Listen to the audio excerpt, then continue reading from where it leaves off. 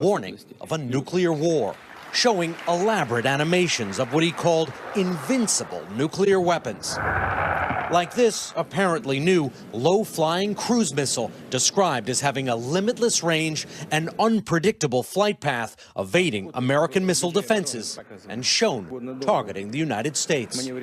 And a long-range underwater drone tipped with a nuclear warhead. I think we ought to take this very seriously. Vladimir Putin is a very serious leader. He has a powerful scientific establishment behind him, and several of these weapons will be game changers. President Trump, seldom critical of Russia, didn't respond, but the White House did. U.S. defense capabilities are and will remain second to none. And now, because of the new defense budget of $700 billion, our military will be far stronger than ever. To some, it all harkens back to the duck and cover days of the American-Soviet arms race. But not everyone is convinced. The little threat about nuclear weapons was really interesting because, boy, if ever there were an empty threat, that was it. But the Pentagon has been warning that Russia has been developing advanced cruise missiles. Putin saying today, nobody listened to us. It's time to listen to us now. So Richard Engel starting us off from Moscow. Now to our exclusive interview with Vladimir Putin. After his press conference today, our own Megyn Kelly, who is on assignment in Moscow, sat down with the Russian president. Several analysts in the West have said this is the declaration of a new Cold War. Are we in a new arms race right now? My point of view is the individuals who have said that a new Cold War has started are not really analysts. They do propaganda. If you were to speak about arms race, then an arms race began at exactly the time and moment when the U.S. opted out of the anti-ballistic missile treaty. Some analysts are suggesting you've tested it and it's failed, and that's why you only showed animations of it today and have not yet produced any actual videos. Are you talking about ICBMs? Yes, the one that you claim renders defense systems useless. As a matter of fact, every single weapon system discussed today easily surpasses and avoids an anti-missile defense system. But you've tested it?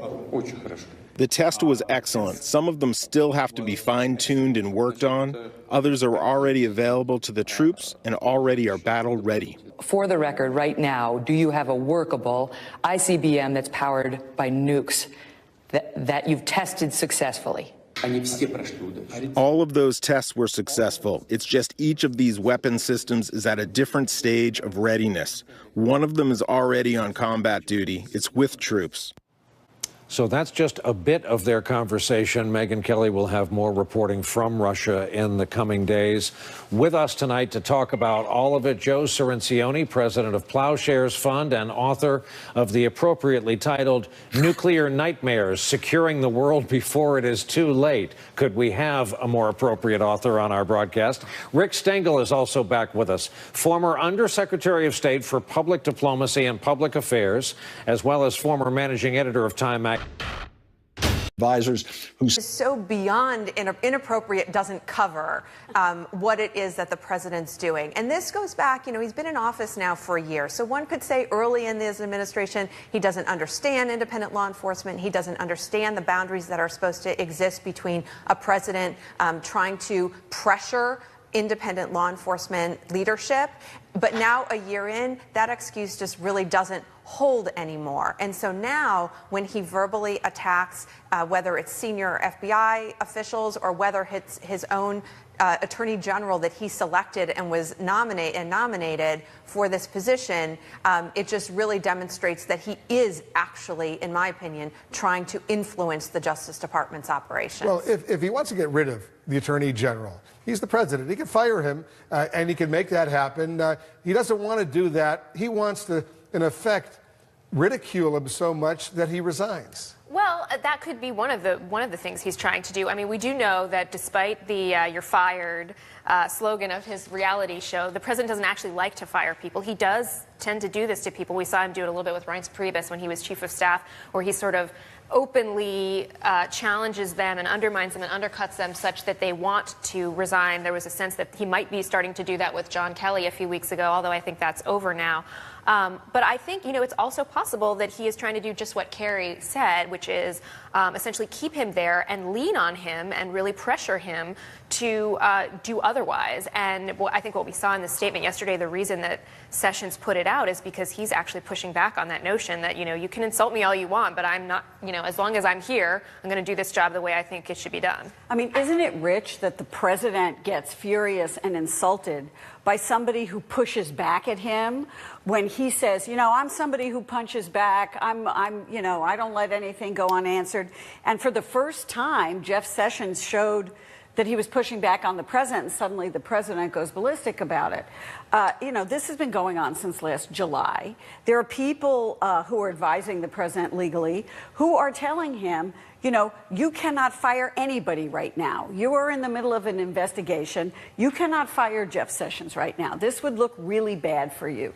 So I think he's doing, as you're saying, I mean, he's just publicly trolling Jeff Sessions. And who is he really going to replace him with at this point? I mean, what are the chances that he could get a new attorney general nominee through the Senate at this point? There are none. So he has really no good options here.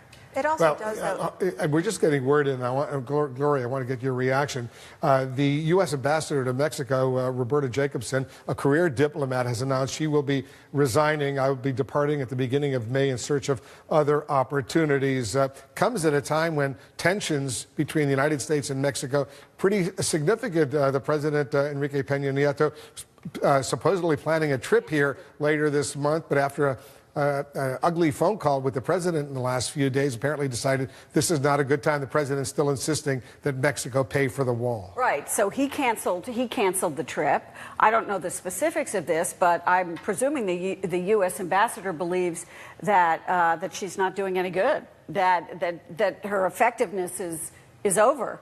And that if the president's going to try and handle these relations, what is she doing there? And she probably disagrees. I mean, it's, again, I say this just off the top of my head. I haven't done any reporting 31 on years as a career diplomat, right. and making this announcement just now. Right, and Roberta Jacobson, I think, as well as Jared Kushner, by the way, and many of the officials who've been working on the U.S.-Mexico relationship were actually, they thought they were making some progress toward a visit where they could make some announcements about, common border moves, something on trade, something on drug interdiction, and they knew that they had to get this phone call done before they could schedule a trip.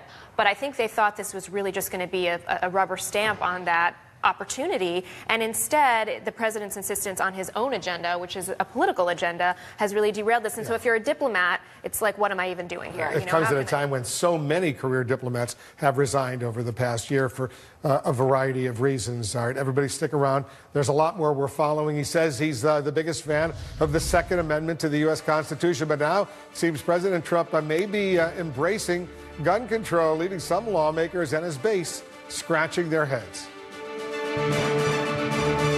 You wouldn't accept an incomplete job. The wild, wild West wing. Another day, another scandal, another resignation. Hope Hicks abruptly announcing she is resigning. The president may have berated her for being honest. Jared Kushner has heat on him. You're seeing Jared Kushner meeting with executives in the White House, and then the companies are giving very sizable mortgages to his company. The existing battle lines have been entrenched by this decision from the chief of staff to essentially strip Jared Kushner of his security clearance. Josh Rafael is leaving the White House. He essentially served as the point man for Jared Kushner and for Ivanka Trump. And Attorney General Jeff Sessions pushing back after the president calls his handling of complaints against the FBI disgraceful. I wouldn't stay at all. I wouldn't be anybody's whipping boy. Trey Gowdy is demanding answers from Ben Carson after a $31,000 dining room set was purchased for his office. America's cyber chief says President Trump has not given him the order to disrupt Russian cyber threats. President Putin has clearly come to the conclusion there's little price to play here. Bingo. Special counsel Robert Mueller is looking at the president's business dealings in Russia before the campaign. Paul Manafort is pleading not guilty to money laundering and false statements. Take the guns first, go through due process second. Joe, are you ready? Can you do that? Joe, can you do that? There's a culture of fear inside the White House. And all that was just over the past 48 hours. An administration clearly struggling to deal with one crisis after another. Among the new developments, the resignation of one of the president's most trusted confidants, the White House Communications Director, Hope Hicks. Also, sources say special counsel Robert Mueller's team is asking questions about comments made by Hicks when she denied the campaign had any contacts with the Russians. And Jared Kushner's business dealings are under new scrutiny. The New York Times says Kushner's family real estate company got $500 million in loans after meetings at the White House. Meanwhile, the person brought in to try to calm all the chaos may be having some regrets about taking the job. Here's what the White House Chief of Staff John Kelly said during an event over at the Department of Homeland Security today. He used to work there. Listen. I have almost no right to be up here on the stage. I mean, I was in the department. You have every right to be. And I miss every one of you every day. I went...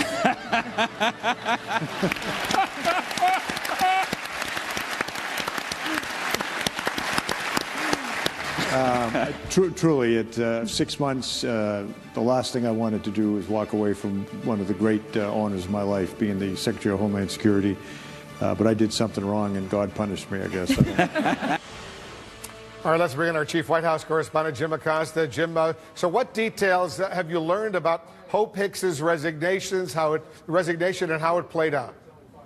Some four-star deadpan there from General Kelly, Wolf. Yes, that's right. We are hearing from people inside and outside the White House, close to this White House, that this White House is essentially in a state of turmoil right now, that the president is deeply upset about the events of the last 24 to 48 hours.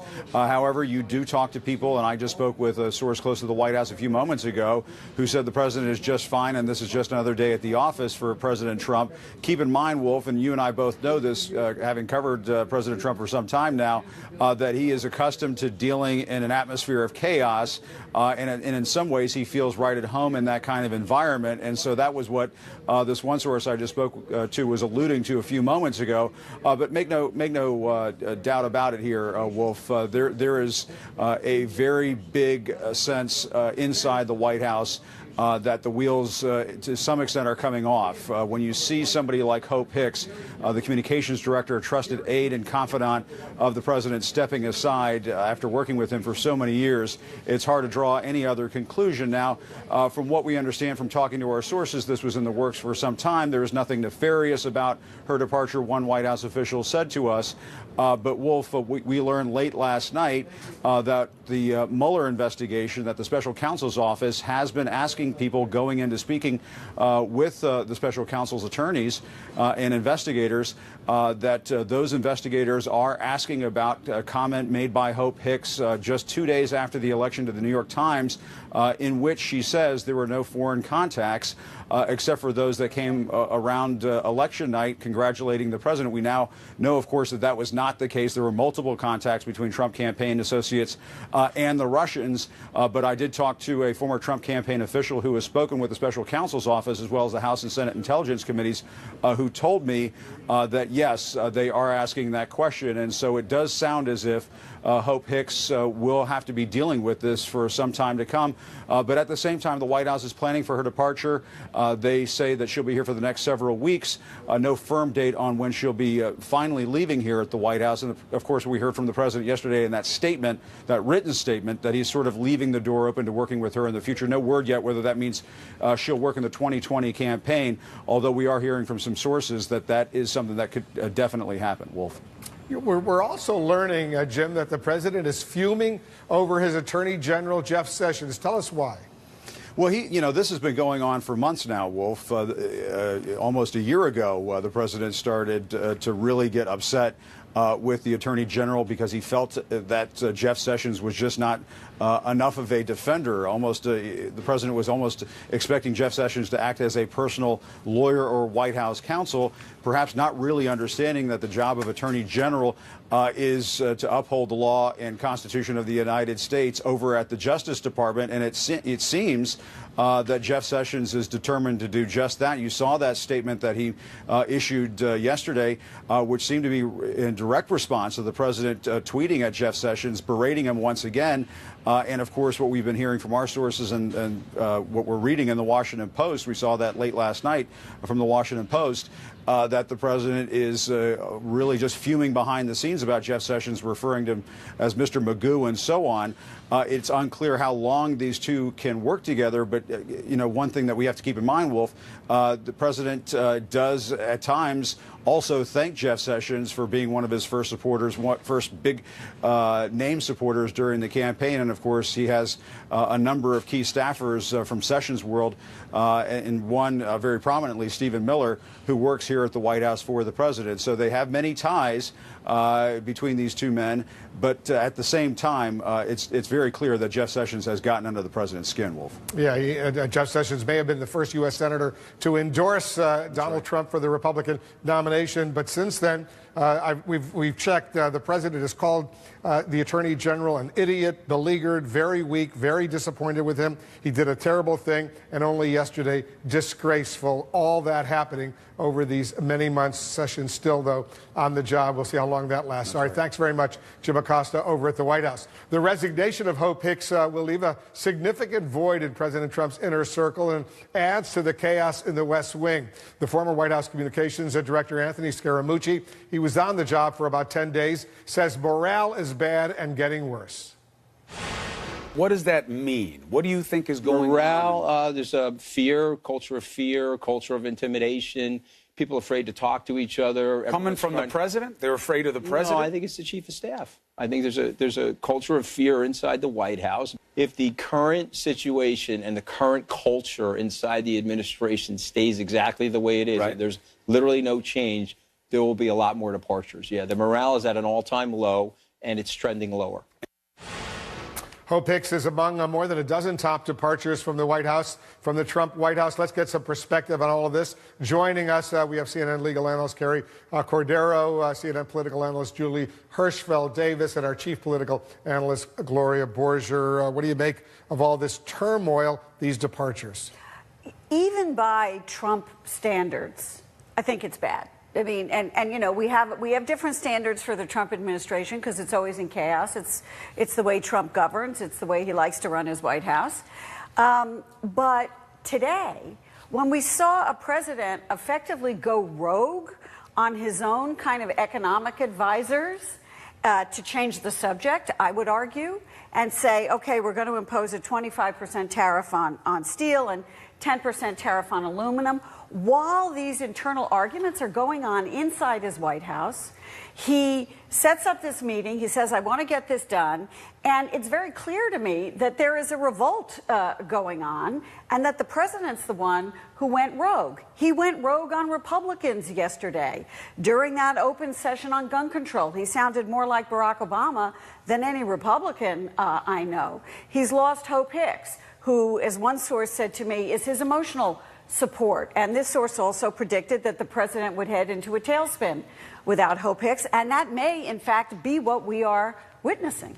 She supposedly, Hope Hicks, started thinking about resigning after that whole Rob Porter scandal erupted, the former White House staff secretary who was accused of marital abuse, 2 ex-wives. And we saw those pictures, and she was having an affair with him at the time. Well, right. And I mean, that just points up the level of chaos that she's been dealing with for many, many months, not dating back before the inauguration, even into the campaign.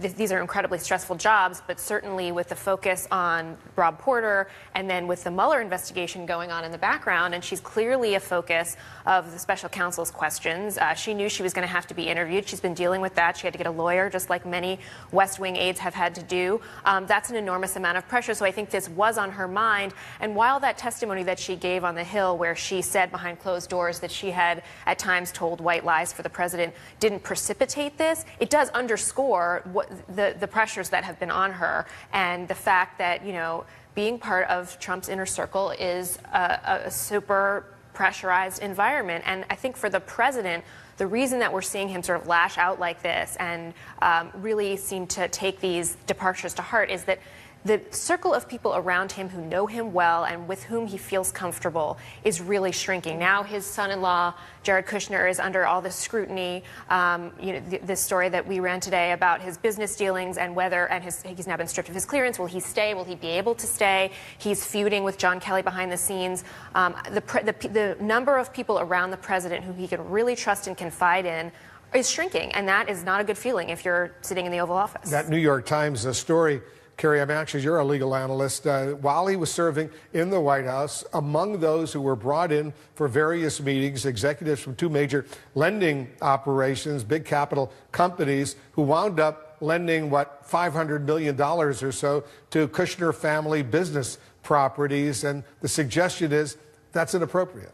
Well, it's inappropriate, and the difficulty is that this White House has unfortunately just sort of set aside many of the ethics rules that have been consistent throughout administrations of both political parties. So ethics rules apply to White House individuals, senior executive branch officials, and there is both the actual potential conflict, whether or not there actually was any knowledge of his part or his family's business, those who are supposed to be running the business now, about these loans, and then there's the appearance of conflict, and both of those from a senior leadership position in government are things that officials should be concerned with. Unfortunately, with Jared Kushner, it looks like they tend to disregard ethics, security clearance rules, and these established norms. He's the son-in-law, in addition to being the presidential's a senior advisor, but there are a lot of people out there who's suggesting his days are numbered. Well, including perhaps the Wall Street Journal in an editorial today. I think that Jared Kushner, no matter how much his people push back on this, would have a difficult time doing the job he's been assigned to do, i.e. peace in the Middle East, relations with Mexico, without having this kind of clearance. And I think that these stories show that there's a different set of rules for some people. And I think, that contributes to the chaos and the resentment inside the White House about Jared Kushner and perhaps even about Ivanka. And I think that's why you see a president that's so sort of besieged here. He's lashing out at his attorney general. He's got a son-in-law that's got real problems. He's got a Russia investigation that is asking questions about his relationship with the Russians, of some witnesses. I mean, this is a president who is getting it from all ends and wants to project to the American public that he is in charge. Yeah.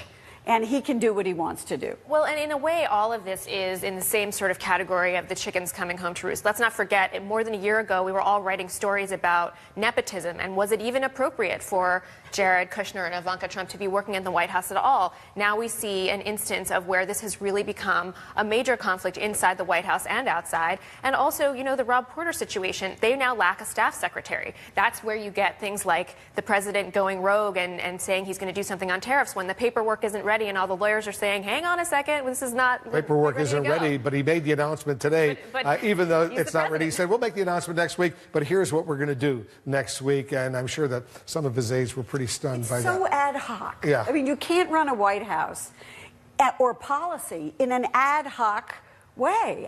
It doesn't work.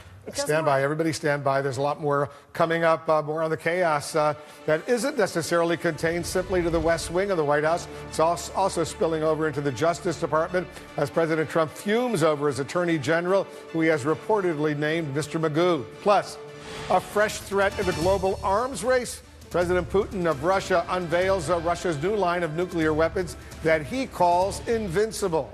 And surviving the slave trade. Why life as a freed man is still a daily struggle. Our new CNN exclusive report. You'll want to see this. That's coming up.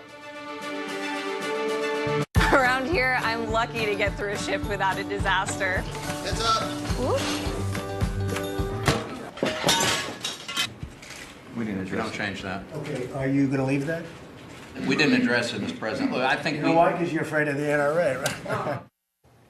And the president certainly didn't stop there. Not only did he call out members of his own party on live television, he also appeared to side with Democrats at times during that meeting. Listen to this. Diane, if you could add what you have also, and I think you can, into the bill. Yeah. So Joe, are you ready? Can you do that? Joe, can you do that, Pat? Can you add some of the things? You're not going to agree with me. Yeah, if you help. Well, no, I'll help. All right, joining us now, Democratic Congressman Steve Cohen of Tennessee. Congressman, thanks for joining us. You're welcome, Wolf. Nice to be on CNN. I don't know. Thank you. I don't know if you had a chance to watch that 1-hour live presentation. The campaign, when he said nice things about Planned Parenthood, and he sounded like a Democrat when he said nice things about the Dreamers. But when a Republican, and really not a traditional Republican. He's a Trumper. But he was willing to challenge the NRA on some pretty sensitive issues. That, I assume, you welcome. I do welcome it, and I hope it bears fruition, and I hope he follows through on it. But he doesn't get to the finish line. He'll listen to this one. Take the firearms first and then go to court, because that's another system. First, go through due process second. He was talking about the mentally ill, and he thinks that in some cases it's better for police to simply, for example, if President Obama had suggested the same thing. Oh, well, he'd have been against it entirely and said, and you deserve due process. The terrorist list, it denied them due process. So they were for due process for suspected terrorists, and now Trump's not for due process for people with weapons, and that's not going to go over well at all. It was astonishing to hear him say that, but I don't think he knows what due process is. I think he thinks it's maybe a beverage like Mountain Dew. Do you think there's a chance that we'll pass some significant gun control legislation anytime soon? Certainly, I would hope so, and I was pleased that Democrats went there and they did what they needed to do to put the ideas forward on common sense, universal background checks and changing the age and for buying assault weapons and other proposals. But when it gets down to it, I doubt the Republicans will put it on the floor with an open bill to allow amendments, because things might pass that they wouldn't want to have happen. And when it gets time to Paul Ryan and the Rules Committee, the NRA will rule, and I don't think we'll have much to vote on. But I certainly hope we will. Trump sounded good yesterday, but getting Paul Ryan and the Republicans to have a vote will be much, much more difficult. Let me ask you about the president's son-in-law and senior advisor, Jared Kushner. As you know, the New York Times is now reporting that his family's real estate business secured more than $500 million in loans after Kushner held meetings at the White House with some of those lenders who participated. What's your reaction to that? What a coincidence. It's just amazing, you know, that these things could happen, that people could meet with Kushner, who is an owner of those companies. The White House should be beyond reproach like Caesar's wife, and they're not. In fact, that they just invite criticism, and it started with President Trump not divesting himself of resolution HRS 621 because of violations of Trump on the emoluments clause, both domestic and foreign. He set the ethical low bar or no bar for members of his family and his administration to follow, and Kushner's followed, took the job running the campaign and said he didn't want any money. He needed influence, and the money he could get from the oligarchs through that influence, and I'm sure that was responsible for taking he got paid for. Same thing for Kushner. The salary is chicken feed. It's what you can make out of the job. It's called a grifter. His son-in-law, Jared Kushner, does not take a federal government salary in his job as senior advisor to the president. Just a little nugget there. Hey, Congressman Steve Cohen, thanks so much for joining us. You're welcome, Wolf. Have a good one. You too. Coming up, a retired U.S. ambassador calls out the State Department, vowing sexual harassment has been running rampant there for years. Plus, a show of nuclear force today in Russia as President Putin unveils a missile system he claims is capable of hitting any place on the. That's of all Americans. Nearly 6 in 10 Americans think the president is a racist. Look what happens when you break that down by race. 47% of whites, nearly half of whites, think the president is a racist. 84% of African Americans think the president is a racist. 3/4 of Hispanics believe the president is a racist. It is just a stunning, every day we talk about things we never thought we would ever talk about. But if you are, I would hope if you are the president of the United States and you see those numbers, you would spend a little quiet time, put the phone down and not tweet, and think about why is it that nearly 6 in 10 citizens of my country think I'm a racist. You know, I see two things happening in the electoral climate, gender gap, and Democrats are also heartened by this idea that when in their polling, one of the main problems that people are raising about President Trump and the Republican Party is intolerance. There is a sense in the country of the party and the president being intolerant. It's being clearly reflected in polls, and it's going to play a big role in this midterm election. Even 21% of Republicans. 21% of Republicans say the president is a racist. And to your point, think about that.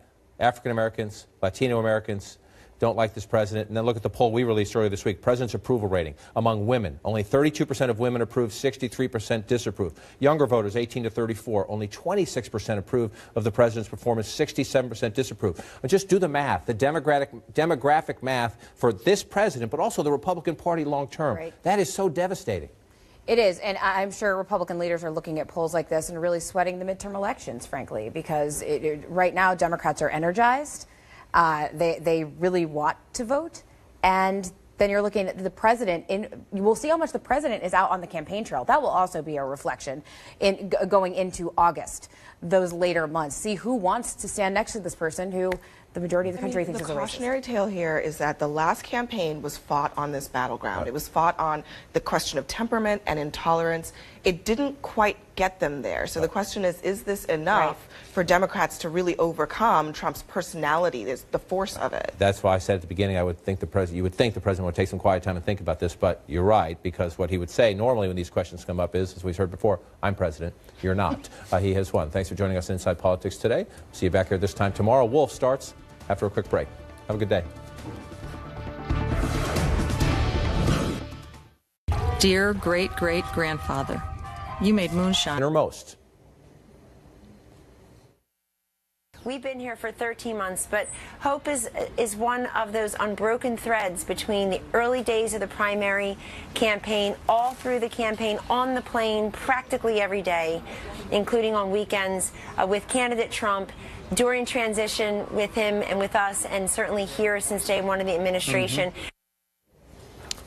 All that means she'll be hard to replace, and it means more West Wing turmoil and turnover. Friends say Hicks has talked for months of finding the exit, but the timing here is what it is. She told the president she was leaving the day after, spending 9 hours taking questions from the House Intelligence Committee.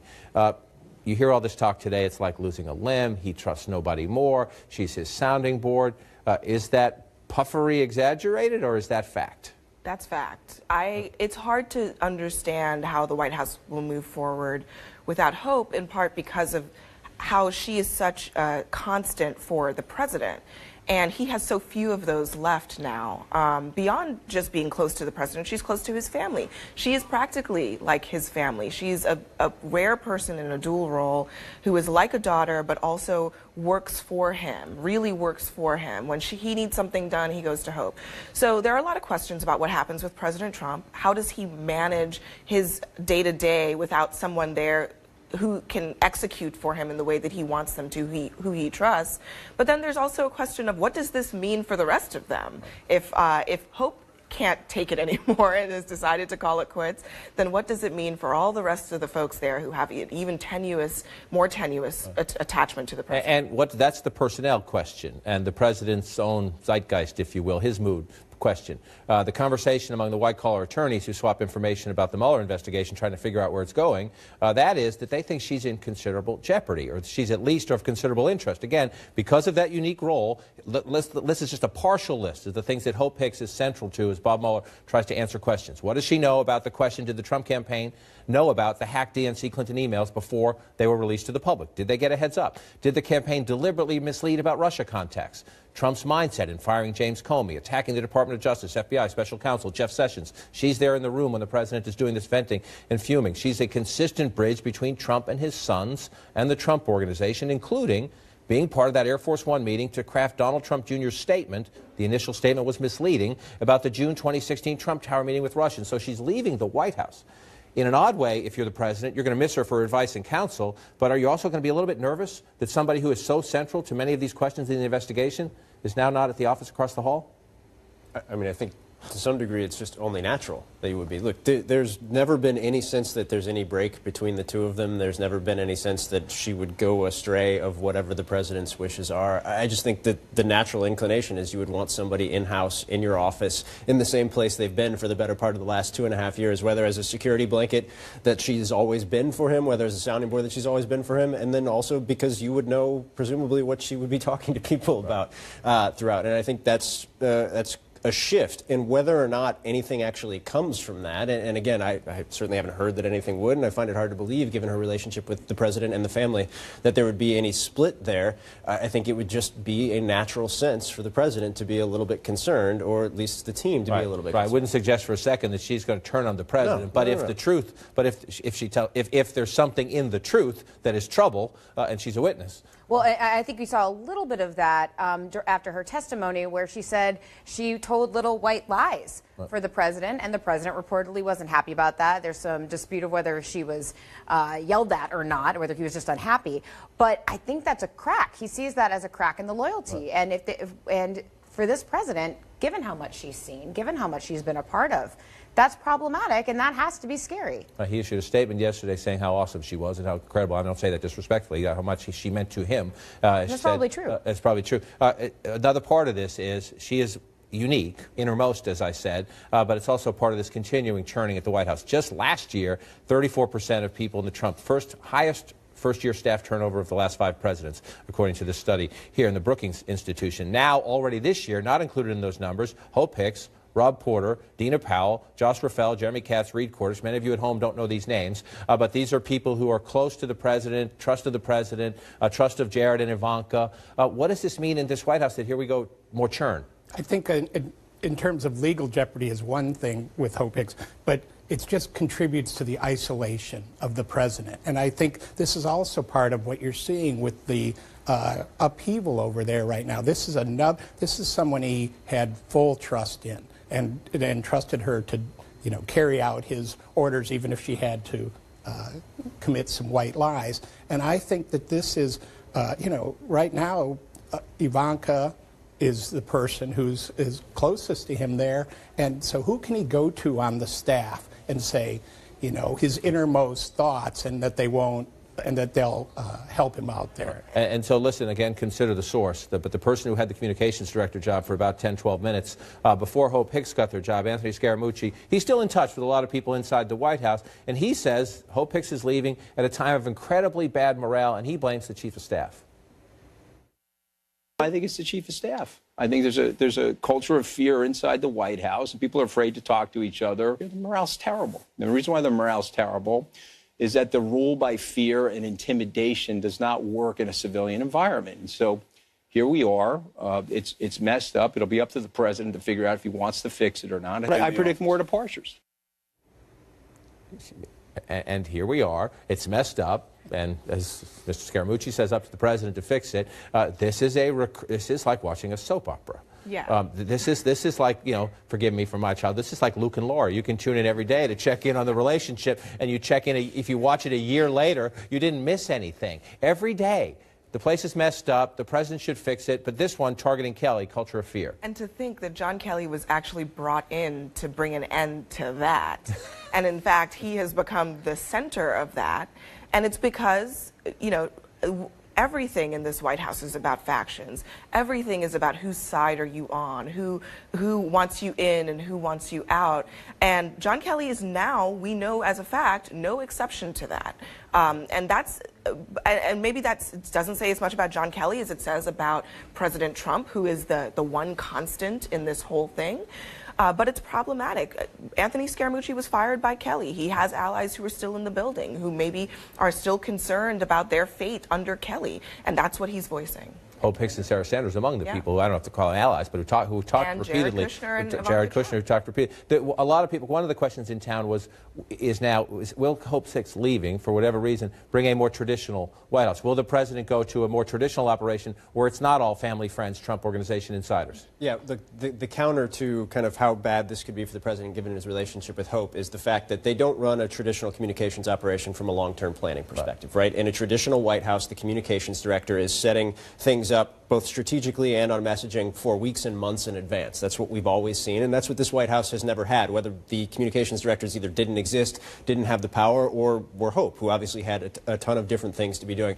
When you talk to people on Capitol Hill, one of their biggest frustrations is they're never totally sure what's coming, they're never totally sure what's happening, and they don't really have a sense from a long-term planning perspective of how to message whatever the issue is of the day. And going into a midterm election, they'd really like that information if they could get it.